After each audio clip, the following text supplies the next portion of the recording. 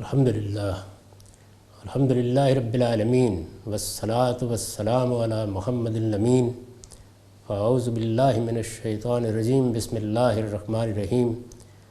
خواتین و حضرات، ہم میزان حصہ دوم میں قانون معاشرت کا مطالعہ کر رہے ہیں۔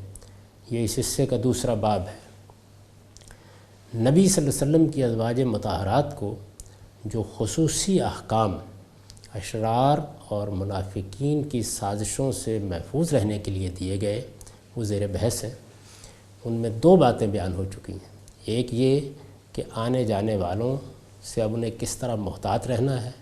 جو لوگ مسجد میں آتے ہیں، گھر میں بھی آ جاتے ہیں، کوئی بات کرتے ہیں، ان سے متعلق متنبہ رہنا چاہیے کہ ان میں کس طرح کے لوگ ہیں، کس قماش کے لوگ ہیں، ان سے بات ہونی بھی چاہیے یا نہیں ہونی چاہیے، اور اگر کوئی بات ضرورت کے تحت کرنی پڑ جائے تو اپنا لب و لہجہ ایسا رکھیں کہ جس سے کوئی منافق فائدہ نہ اٹھا سکے۔ پھر یہ بتایا گیا کہ ان کی ساری سرگرمیاں اب گھر تک محدود ہو جانی چاہیے۔ ان کا دائرہ عمل اب ان کا گھر ہی ہے۔ وہ گھروں میں وقار کے ساتھ رہیں اور بیگمات کی طرح اب یہ تصور بھی نہ کریں کہ انہیں کہیں باہر جانا ہے یا اپنے زیب و زینت کی نمائش کرنی ہے۔ ان کے لیے زندگی ایک بالکل دوسرے دور میں داخل ہو گئی ہے۔ اب ان کا معاملہ یہ ہے کہ انہوں نے اپنی آزادانہ مرضی سے ایک مرتبہ پھر رسالت مآب صلی اللہ علیہ وسلم کی رفاقت ہی کو قبول کیا ہے۔ اس کا موقع انہیں دیا گیا تھا کہ وہ عام عورتوں کی زندگی بسر کرنا شروع کر دیں۔ تو اب جب انہوں نے اس کا انتخاب کر لیا ہے اور ایک مرتبہ پھر کر لیا ہے اور اپنی آزادانہ مرضی سے کیا ہے، تو ان کو معلوم ہونا چاہیے کہ اب ان کی تمام سرگرمیاں بھی گھر تک محدود رہنی چاہیے، اور یہاں پر بھی ان کو نماز میں، روزے میں، اللہ کی راہ میں خرچ کرنے میں اللہ اور رسول نے جو احکام بھی دیے ہیں ان کی فرما برداری ہی میں اپنے شب و روز بسر کرنے چاہیے۔ ان کی تمام توجہات کا مرکز اب دین اور صرف دین کو ہونا چاہیے۔ یہ باتیں بیان کی، ان کی میں وضاحت کر چکا ہوں، بہت تفصیل کے ساتھ بیان کر چکا ہوں۔ اس کے بعد فرمایا سوم یہ کہ اللہ کی آیات اور ایمان و اخلاق کی جو تعلیم ان کے گھروں میں دی جا رہی ہے، دوسری باتوں کے بجائے وہ اپنے ملنے والوں سے اس کا چرچا کریں۔ یعنی اب ان کا معاملہ اصل میں دین کی معلمات کا ہے۔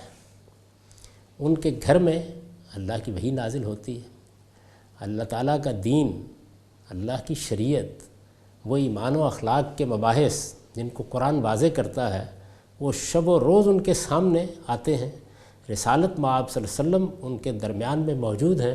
سب سے بڑھ کر آپ کا وقت انہی کے پاس گزرتا ہے، تو اس لیے اب انہیں اپنے آپ کو معلمات کے مقام پر لے جانا چاہیے۔ یعنی عام عورتیں اب وہ نہیں رہی ہیں۔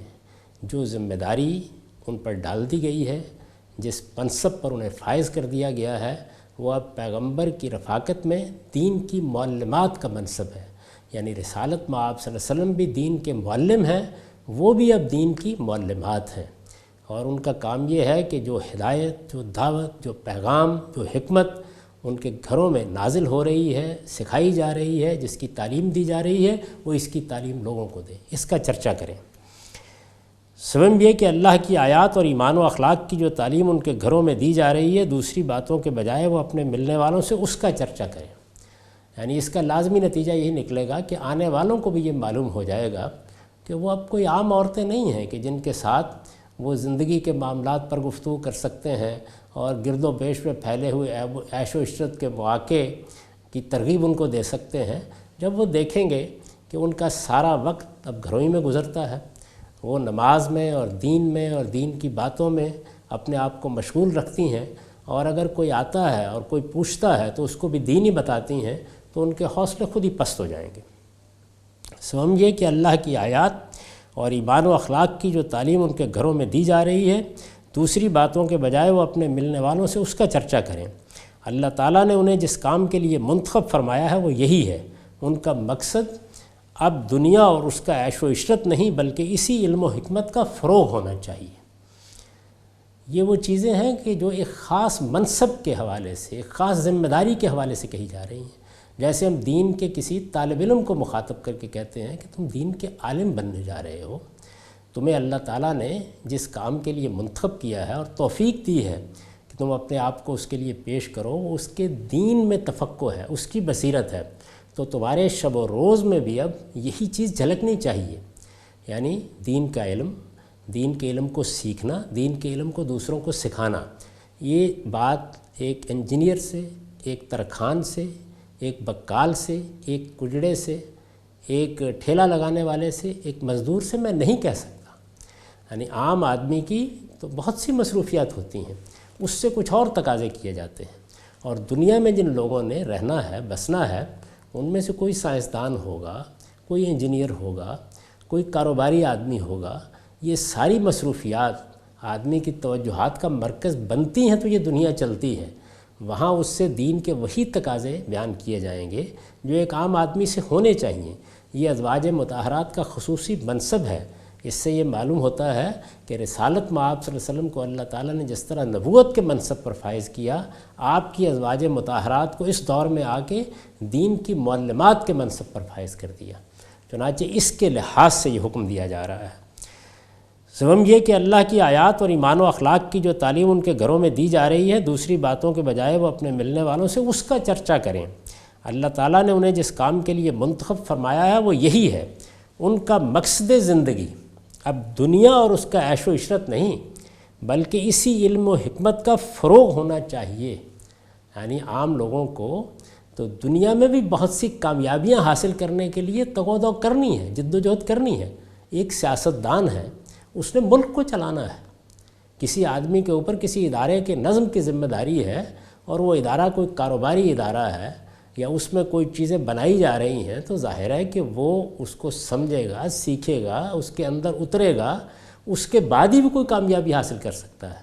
اس کو تو ہم صرف یہ بتائیں گے کہ تمہاری پہلی ترجیح آخرت ہونی چاہیے، اور آخرت جب پہلی ترجیح بنتی ہے تو کیا ہوتا ہے؟ وہ یہ کہ آپ جہاں بیٹھے ہوئے ہیں، منڈی میں ہیں، کاروبار میں ہیں، دفتر میں ہیں، آپ ایوان اقتدار میں ہیں، تو ان اخلاقی اصولوں کو سامنے رکھیے جن پر اسلام چاہتا ہے کہ ہم میں سے ہر ایک کی زندگی استوار ہو۔ یہاں اس سے آگے بڑھ گئی ہے بات، اور وہ یہ کہ نہیں، تمہاری زندگی اور تمہارے شب و روز کا اصلی مقصد اب دین کی تعلیم، دین کی تبلیغ ہونی چاہیے۔ یعنی گویا وہ اب دین کی عالمہ ہے، دین کی معلمات ہیں، ان کو دین سیکھنا ہے، ان کو دین سکھانا ہے۔ ان کا مقصد زندگی اب دنیا اور اس کا عیش و عشرت نہیں، بلکہ اسی علم و حکمت کا فروغ ہونا چاہیے۔ وَاذْكُرْنَ مَا يُتْلَىٰ فِي بُيُوتِكُنَّ مِنْ آيَاتِ اللَّهِ وَالْحِكْمَةِ إِنَّ اللَّهَ كَانَ لَطِيفًا خَبِيرًا۔ یہ وہی سورہ احزاب ہے، 33ویں سورہ، اور آیت 34 ہے۔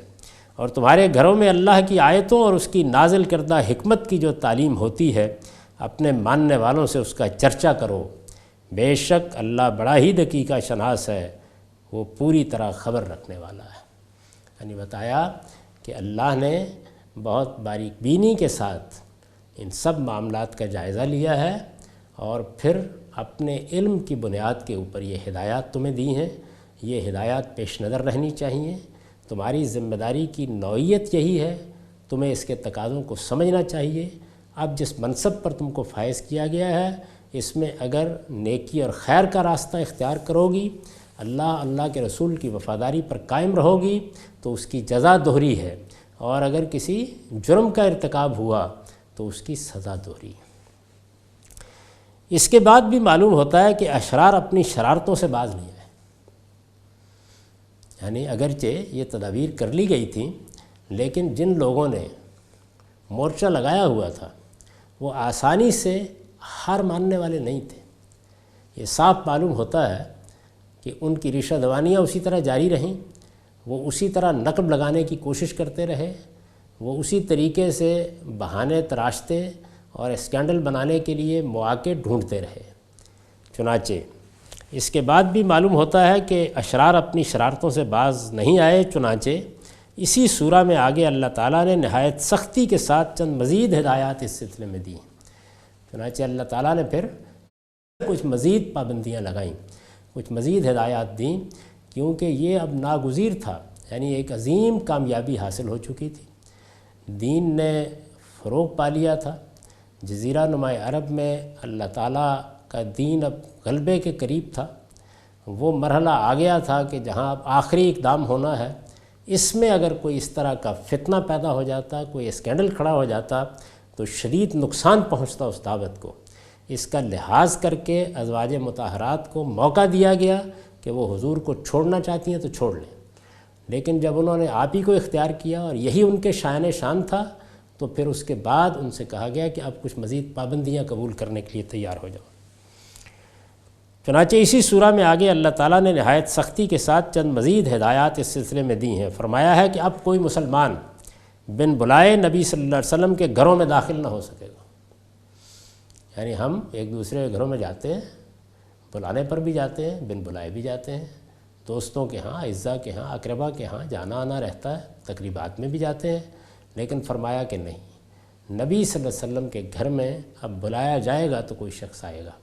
اب جو لوگ مسجد میں بیٹھے ہوئے ہیں، ظاہر ہے کہ وہ ایک پبلک جگہ تھی، یا رسالت میں آپ صلی اللہ علیہ وسلم کو ملنے کے لیے آ جاتے تھے، اور دیہاتی معاشرت میں جس طرح لوگ گھر کے اندر آ جاتے ہیں اس طرح گھر کے اندر بھی آ جاتے تھے، یہ سب باتیں ختم کر دی گئیں۔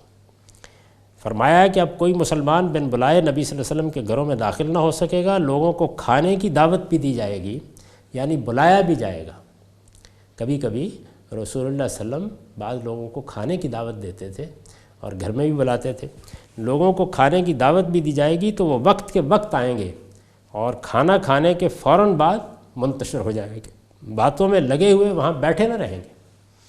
یعنی ایک تو یہ کہ بن بلائے آئیں گے ہی نہیں، گویا ایک طرف راستہ ہی بند کر دیا گیا ہے، اور دوسری جانب اگر بلایا گیا ہے ظاہر ہے اس کی ضرورتیں پڑ سکتی تھیں، جیسے کہ خود رسالت میں آپ صلی اللہ علیہ وسلم نے نکاح کیا ہے تو اس موقع پر ولیمے میں لوگوں کو بلایا، تو اگر بلایا بھی جاتا ہے کسی موقع کے اوپر، کھانے کے لیے بلایا ہے، بیٹھنے کے لیے بلایا ہے، تو بس وہ معاملہ ختم ہو گیا، اس کے بعد منتشر ہو جائے، وہاں باتوں میں لگے ہوئے بیٹھے نہ رہیں۔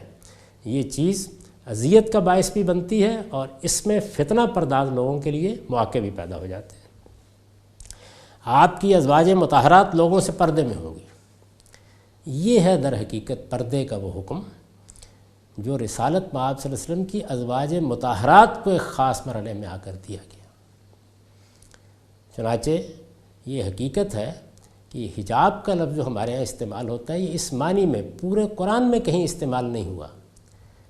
یہ قرآن مجید کی جو آیات آگے آ رہی ہیں جن کا خلاصہ میں بیان کر رہا ہوں، ان میں بھی دروازے پر ڈالے ہوئے پردوں کے لیے استعمال ہوا ہے۔ یعنی اگر کوئی چیز ان کو مانگنی ہے تو دروازے کی اوٹ سے مانگیں، اس کے لیے لفظ استعمال ہوا ہے۔ لیکن جو احکام دیے گئے ہیں، جو آداب سکھائے گئے ہیں کہ وہ گھروں میں رہیں، ان کا دائرہ عمل اب ان کا گھر ہی ہے اور وہ اب کسی کے سامنے نہیں ہوں گی، تو اس سے بالکل واضح ہو گیا کہ ان کو وہ احکام دے دیے گئے ہیں جو ہمارے علماء و فقہا بالعموم عام مسلمان عورتوں کے لیے بھی سمجھتے ہیں۔ چنانچہ جب آپ روایات کے ذخیرے پر نگاہ ڈالتے ہیں تو یہ بالکل واضح ہو جاتا ہے کہ مطالبہ بھی انہی کے بارے میں تھا، اندیشہ بھی وہیں تھا۔ اس کا ہرگز یہ مطلب نہیں ہے جس طرح کے بعض لوگ خیال کرتے ہیں اور پھر اس سے استدلال بھی کرتے ہیں کہ رسالت میں آپ صلی اللہ علیہ وسلم کی ازواج مطہرات سے معاذ اللہ کوئی خطرہ تھا اس نوعیت کا۔ نہیں، معاملہ ادھر نہیں ہے، معاملہ ان منافقین کی طرف ہے جن کا ذکر ہوا ہے اس سورہ احزاب میں۔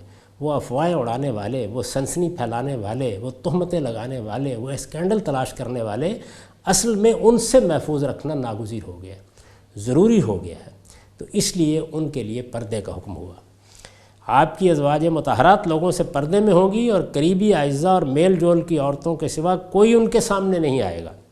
جس کو کوئی چیز لینا ہوگی وہ بھی پردے کے پیچھے ہی سے لے گا۔ یہ بات واضح کر دی گئی۔ اس کے بعد پیغمبر کی بیویاں مسلمانوں کی مائیں ہیں، یعنی اب ایک اور بات بہت واضح طریقے پہ کہہ دی گئی تاکہ جس کسی کے دل میں بھی کوئی ارمان ہے وہ اچھی طرح جان لے کہ اس کے برانے کی اب کوئی امید باقی نہیں رہی۔ پیغمبر کی بیویاں مسلمانوں کی مائیں ہیں۔ جو منافقین ان سے نکاح کے ارمان اپنے دلوں میں رکھتے ہیں ان پر واضح ہو جانا چاہیے کہ رسول اللہ صلی اللہ علیہ وسلم کے بعد بھی ازواج مطہرات سے کسی کا نکاح نہیں ہو سکتا۔ ان کی یہ حرمت ہمیشہ کے لیے قائم کر دی گئی ہے، لہٰذا ہر صاحب ایمان کے دل میں احترام و عقیدت کا وہی جذبہ ان کے لیے ہونا چاہیے جو وہ اپنی ماں کے لیے اپنے دل میں رکھتا ہے۔ نبی صلی اللہ علیہ وسلم کے لیے لوگوں کی یہ باتیں باعث اذیت ہی رہی ہیں، اب وہ متنبہ ہو جائیں کہ اللہ کے رسول کو اذیت پہنچانا کوئی بچوں کا کھیل نہیں ہے، یہ بڑی ہی سنگین بات ہے۔ یہاں تو ہو سکتا ہے کہ کوئی شخص اپنی کسی نازیبہ سے نازیبہ حرکت کے لیے بھی کوئی عذر تراش لے، لیکن وہ پروردگار جو دلوں کے بھید تک سے واقف ہے، یہ باتیں اس کے حضور میں کسی کے کام نہ آ سکیں گی۔ یہ ان ہدایات کا میں نے خلاصہ کر دیا ہے جو آگے آیتوں میں بیان ہوئی ہیں۔ یعنی اب یہ بتایا جا رہا ہے کہ رسالت میں آپ صلی اللہ علیہ وسلم کے گھرانے کو جن لوگوں نے ہدف بنا رکھا ہوا ہے، جو منافقین اسکینڈل تلاش کرنے کی کوشش کر رہے ہیں اور نبی صلی اللہ علیہ وسلم کی ازواج مطہرات سے نکاح کے ارمان رکھتے ہیں، وہ خوب اچھی طرح سے جان لیں کہ وہ پوری امت کی مائیں ہیں، وہ مسلمانوں کی مائیں ہیں، ان کی یہ حرمت خدا نے قائم کی ہے، یہ ابدی حرمت ہے۔ لہٰذا وہ متنبہ ہو جائیں، خبردار ہو جائیں اور یہ سمجھ لیں کہ معاملہ اللہ اور اللہ کے رسول کا ہے، اور اس طرح کی کوئی چیز اگر اب بھی باقی رہی تو اس کے نتائج ان کے لیے بہت سنگین ہو سکتے ہیں۔ آیتیں یہ یا ایھا الذین آمنوا لا تدخلوا بیوت النبی الا یؤذن لکم الی طعام غیر ناظرین اناء ولکن اذا دعیتم فادخلوا فاذا طعمتم فانتشروا ولا مستانسین لحدیث ان ذالکم کان یؤذی النبی فیستحیی منکم واللہ لا یستحیی من الحق وَإِذَا سَأَلْتُمُوهُنَّ مَتَاعًا فَاسْأَلُوهُنَّ مِنْ وَرَاءِ حِجَابٍ ذَلِكُمْ أَطْهَرُ لِقُلُوبِكُمْ وَقُلُوبِهِنَّ وَمَا كَانَ لَكُمْ أَن تُؤْذُوا رَسُولَ اللَّهِ وَلَا أَن تَنكِحُوا أَزْوَاجَهُ مِن بَعْدِهِ أَبَدًا إِنَّ ذَلِكُمْ كَانَ عِندَ اللَّهِ عَظِيمًا إِن تُبْدُوا شَيْئًا أَوْ تُخْفُوهُ فَإِنَّ اللَّهَ كَانَ بِكُلِّ شَيْءٍ عَلِيمًا لا جناح علیہن فی آبائہن ولا ابنائہن ولا اخوانہن ولا ابناء اخوانہن ولا ابناء اخواتہن ولا نسائہن ولا ما ملکت ایمانہن واتقین اللہ ان اللہ کان علی کل شیء شہیدا۔ یہ احزاب کی جو 33ویں سورہ ہے، 53 سے 55 تک کی آیات ہے۔ ترجمہ یہ ہے، ایمان والو نبی کے گھروں میں داخل نہ ہو الا یہ کہ تمہیں کسی وقت کھانے کے لیے آنے کی اجازت دی جائے، اس صورت میں بھی اس کے پکنے کا انتظار کرتے ہوئے نہ بیٹھو، ہاں جب بلایا جائے تو آؤ، پھر جب کھا لو تو منتشر ہو جاؤ اور باتوں میں لگے ہوئے بیٹھے نہ رہو۔ یہ عام لوگوں کی ہدایات نہیں ہے، نہ عام حالات میں دی گئی ہدایات ہے، نہ اس سے عام زندگی کے آداب برآمد کرنے کی کوشش کرنی چاہیے۔ اس طرح کی چیزیں اللہ کی کتاب کا موضوع نہیں ہوتی۔ یہاں کچھ پابندیاں لگائی جا رہی ہیں، بہت سخت احکام دیے جا رہے ہیں، بڑی اہم نوعیت کی ہدایات ہیں، اور یہ سب کی سب اس وقت کی صورتحال کے لحاظ سے ہیں اور رسالت مآب صلی اللہ علیہ وسلم کی ازواج مطہرات سے متعلق ہیں۔ اس کا عام عورتوں اور عام گھرانوں سے کوئی تعلق نہیں ہے۔ عام عورتوں کے معاملے میں، عام گھرانوں کے معاملے میں جو آداب تھے وہ سب سورہ نور میں بیان ہو چکے ہیں، تمام ضروری باتیں وہاں بیان ہو گئی ہیں۔ ایمان والوں نبی کے گھروں میں داخل نہ ہو الا یہ کہ تمہیں کسی وقت کھانے کے لیے آنے کی اجازت دی جائے، اس صورت میں بھی اس کے پکنے کا انتظار کرتے ہوئے نہ بیٹھو، ہاں جب بلایا جائے تو آؤ، پھر جب کھا لو تو منتشر ہو جاؤ اور باتوں میں لگے ہوئے بیٹھے نہ رہو۔ یہ باتیں نبی کے لیے باعث اذیت تھیں مگر وہ تمہارا لحاظ کرتے رہے، اور اللہ حق بتانے میں کسی کا لحاظ نہیں کرتا۔ اور نبی کی بیویوں سے تمہیں کچھ مانگنا ہو تو پردے کے پیچھے سے مانگا کرو، یہ طریقہ تمہارے دلوں کے لیے بھی زیادہ پاکیزہ ہے اور ان کے دلوں کے لیے بھی۔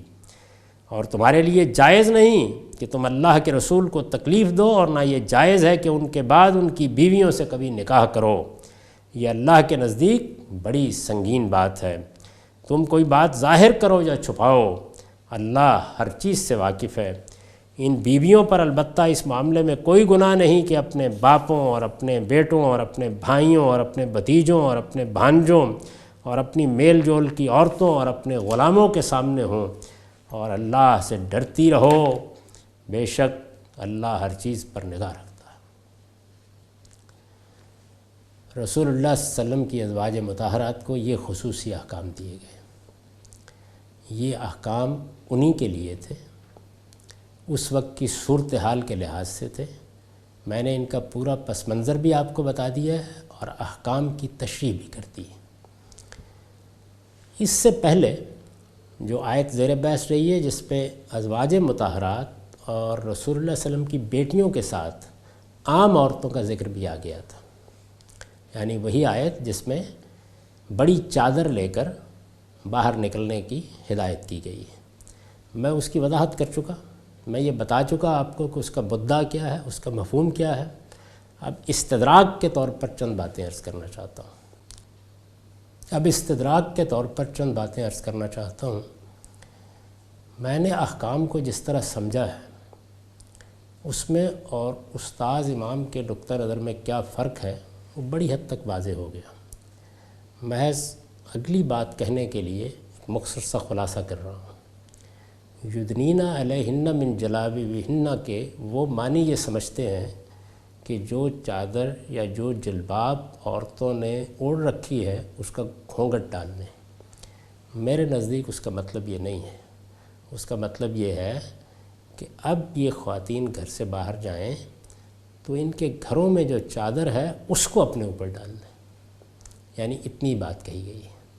اسی طرح یہ چادر ڈالنے کا حکم کیوں دیا گیا، وہ اس کی تعمیم کرتے ہیں اور یہ خیال کر کے کرتے ہیں کہ اس سے جو اشرار عام طور پر گلی بازار میں ہوتے ہیں اس سے عورتیں محفوظ ہو جائیں گی۔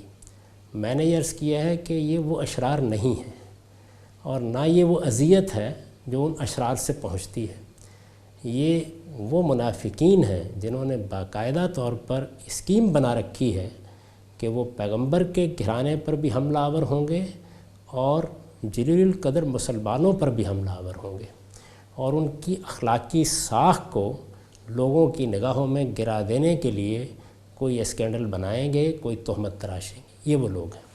اس سے میرے اور ان کے فہم میں جو فرق واقع ہوتا ہے وہ حکم کا فرق ہے، یعنی ان کے ہاں یہ پردے کا حکم بنتا ہے، میرے ہاں یہ شناخت قائم کرنے، امتیاز قائم کرنے کا حکم بنتا ہے۔ ان کے ہاں بھی آپ کو اسی طرح کی چیزیں ملیں گی، کیونکہ پس منظر انہوں نے بالکل ٹھیک بیان کیا ہے، مدعا بالکل درست سمجھا ہے، یہ بات جان لی ہے کہ یہ امتیاز قائم کرنے ہی کے لیے ہے، لیکن پہلو کیا ہے؟ بس وہ ایک نازک فرق ہے جس کی بنا پر انہوں نے ایک تبصرہ کیا ہے، اور میں یہ چاہتا ہوں کہ اس تبصرے پر بھی تبصرہ کر دوں۔ انہوں نے یہ کہا ہے کہ اس ٹکڑے سے کسی کو یہ غلط فہمی نہ ہو، یہ جو آخر میں فرمایا ہے نا کہ یورفنا فلا یوزین، کہ وہ پہچانی جائیں کہ ان کو کوئی اذیت نہ دے، اس ٹکڑے سے کسی کو یہ غلط فہمی نہ ہو کہ یہ ایک وقتی تدبیر تھی جو اشرار کے شر سے مسلمان خواتین کو محفوظ رکھنے کے لیے اختیار کی گئی، اور اب اس کی ضرورت باقی نہیں رہی۔ اول تو احکام جتنے بھی نازل ہوئے ہیں سب محرکات کے تحت ہی نازل ہوئے ہیں، لیکن اس کے معنی یہ نہیں ہے کہ وہ محرکات نہ ہوں تو وہ احکام کالعدم ہو جائیں۔ دوسرے یہ کہ جن حالات میں یہ حکم دیا گیا تھا، کیا کوئی ذی ہوش یہ دعویٰ کر سکتا ہے کہ اس زمانے میں حالات کل کی نسبت 1000 درجہ زیادہ خراب ہیں؟ البتہ حیا اور عفت کے وہ تصورات معدوم ہو گئے جن کی تعلیم قرآن نے دی تھی۔ اس میں دیکھ لیجئے، یعنی وہ حالات کیا ہیں؟ وہ حالات یہ ہیں کہ کچھ اشرار ہیں بستی میں اور وہ عورتوں کو تنگ کرتے ہیں۔ ظاہر ہے کہ اس طرح کے اشرار اب بھی ہوتے ہیں، بس اسٹافوں پر بھی ہوتے ہیں، گلی بازاروں میں بھی ہوتے ہیں، تو یہ بات تو بالکل ٹھیک ہے ان کی، لیکن میں یہ عرض کر چکا کہ یہ وہ اشرار ہی نہیں ہیں۔ یعنی جو بات کہی گئی ہے وہ جن لوگوں کے بارے میں کہی گئی ہے وہ اس طرح کے لوگ نہیں ہیں کہ وہ جنسی ہیجان میں عورتوں کا پیچھا کر رہے ہیں۔ ان کے پیش نظر اسکینڈل بنانا ہے، تہمت تراشنا ہے، نبی صلی اللہ علیہ وسلم کے گھرانے کو بدنام کرنا ہے۔ وہ جانتے ہیں کہ یہ کون عورتیں ہیں، کہاں جاتی ہیں، ان کے لیے ایک علامت امتیاز قائم کی گئی ہے۔ تو اس لیے یہ جو آخری بات ہے اس میں جو میرا اختلاف ہے میں اس کو واضح کر رہا ہوں۔ دوسرے یہ کہ مجھے ان کی اس بات سے انکار نہیں ہے کہ کسی محرک کے تحت حکم دیا جائے تو وہ وہیں نہیں رہ جائے گا، لیکن یہ چیز کیسے طے ہوگی کہ وہیں نہیں رہا؟ یہ حکم کی نوعیت سے طے ہوگی۔ اگر میری تشریح کے مطابق بھی وہ پردے کا حکم ہوتا تو یقیناً میں بھی وہی بات کہتا جو انہوں نے کہی ہے، لیکن چونکہ میں نے تحلیل کر کے تجزیہ کر کے یہ عرض کر دیا ہے کہ یہ سرے سے پردے کا حکم ہی نہیں ہے، اس وجہ سے اب اس پر اس اصول کا اطلاق بھی نہیں ہوتا۔ ایک بات مجھے یہ عرض کرنی تھی۔ دوسری بات یہ عرض کرنی اس کے ساتھ ہی اختلاط مرد و زن کے آداب کی یہ بحث پائے تکمیل کو پہنچ گئی۔ اس سے متعلق چند باتیں اور عرض کرنی ہیں، وہ میں انشاءاللہ اگلی نشست میں عرض کروں گا۔ اقول قولی ھذا واستغفر اللہ لی ولکم ولسائر المسلمین۔